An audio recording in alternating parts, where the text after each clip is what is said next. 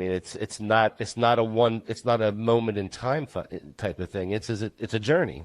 And like you mentioned, those cracks in the mirror. Those cracks in the mirror also help you see where the good and bad lie. So I think you need to understand the bad so you can put the good in perspective. That's how I feel. Exactly.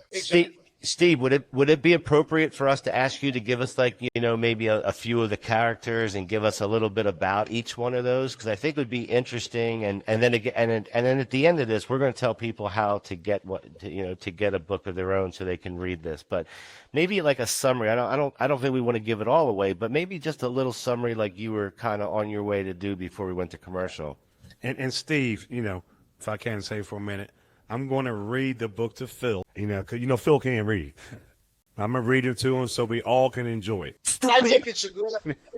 If you go outside when the moon is visible and you look into the moon and you feel the lunar bright rays of the moon, you'll feel one of the main characters in my book. Ixchel is the Maya moon goddess. The Maya civilization in Mexico, as big as the Aztecs and the Incas elsewhere, the Mayas were wonderful, resourceful, powerful people. And Ixchel, the moon goddess, was the Maya moon goddess. She plays a central role in the book, as does an island off the coast of the Yucatan Peninsula in Mexico, off the coast of Cancun, Isla Mujeres. A great lake. And the women who came to Isla Mujeres worshipped Ixchel, the moon goddess. So she plays a very influential role. A young woman in the book who is searching to find herself, not knowing her true roots, not knowing her real background. Her name is Ixchel. She plays a central role in the book. Jesus Zarate is a character in some ways I modeled after myself.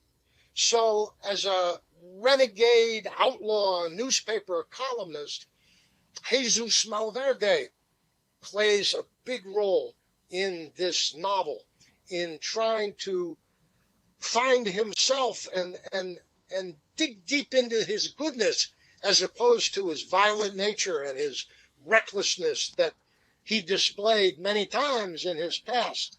His mother, Zeta, plays a major role in the book. The Mexican culture, very powerful in this book.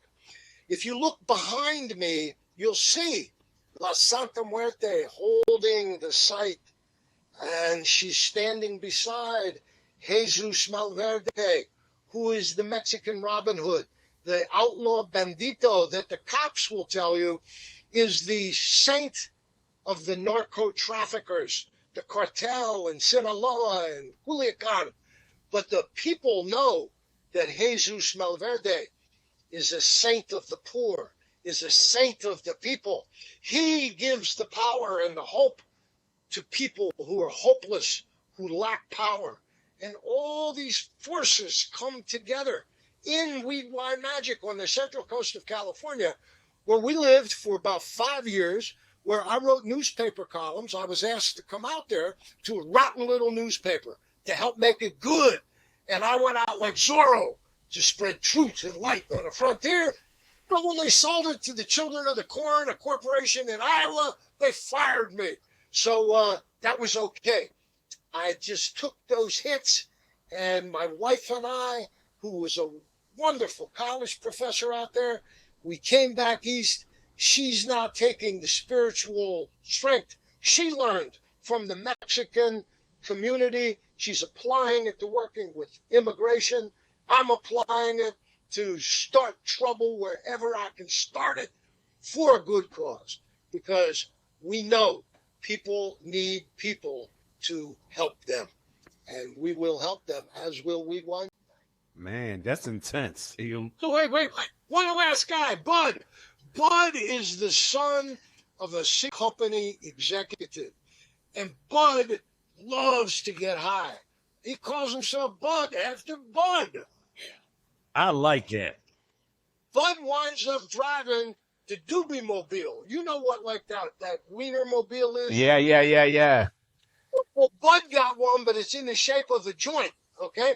So Bud drives the Doobie Mobile around, and then Bud gets hooked up with the commune, and they start making the Weedwine Magic. And so Bud is a big player in this story because he's got all the money he needs. Another character or characters, animals.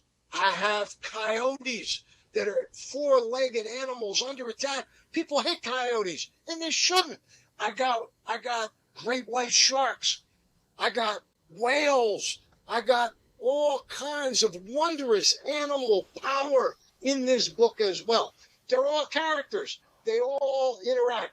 As I've learned as a street Zen Buddhist, everything is connected and nothing is permanent.